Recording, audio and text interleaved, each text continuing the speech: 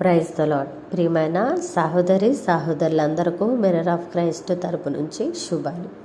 ప్రియమైనటువంటి వాళ్ళారా, మీరందరూ బాగున్నారని విశ్వసిస్తున్నాం.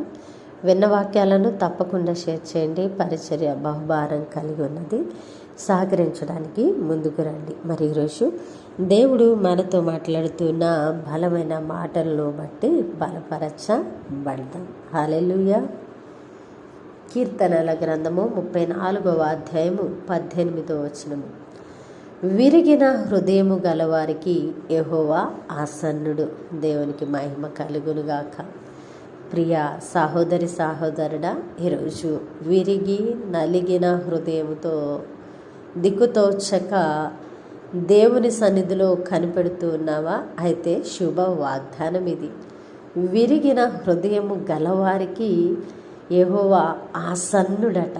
అంటే విరిగి నలిగిన హృదయంతో ఆయన సన్నిధిలో కనిపెడుతూ ఉంటే ఆయన నిన్ను దర్శించే దేవుడిగా ఉన్నారు.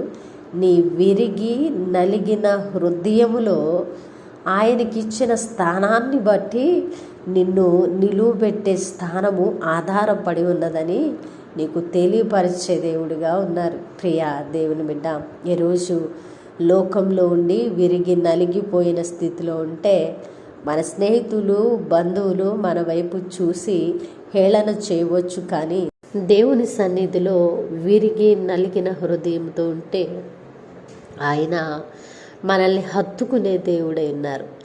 ఆయన మన పక్షమున ఆసనుడైన దేవుడిగా ఉన్నాడు. కాబట్టి లోకంలో విరిగిపోయిన మనుషులకి విలువ లేదేమో, కానీ దేవుని సన్నిధిలో విరిగి నలిగిన హృదయానికి బలమైనటువంటి ఆధిక్యత ఉన్నది, విలువ ఉన్నది.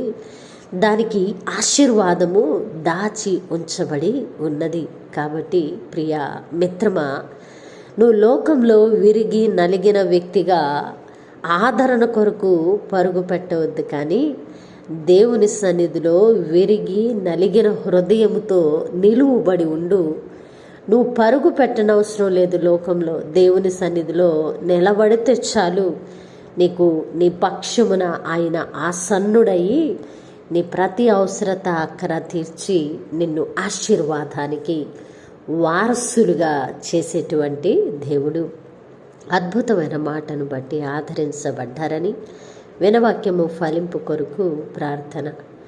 పరిశుద్ధుడా, ప్రేమ కలిగిన తండ్రి, మీ బంగారు పాదాలకు వందనాలు. అయా, విరిగిన హృదయము గలవారికి నీవు ఆసన్నుడుగా ఉన్నావని మాతో బలమైన మాటలు మాట్లాడినందుకు వందనాలు. అయ్యా, ఈరోజు ఎవరైతే విరిగి నలిగిన హృదయంతో మీ సన్నిధిలో ఉన్నారో వారి పక్షమున మీరు కార్యములు సఫలము చేస్తూ ఉన్నారని, వారికి విలువ ఇచ్చి ఉన్నారని మేము నమ్ముతున్నాం. ప్రభా, ఎవరి వాగ్దానాన్ని నమ్మారో వారి పట్ల నెరవేర్చండి.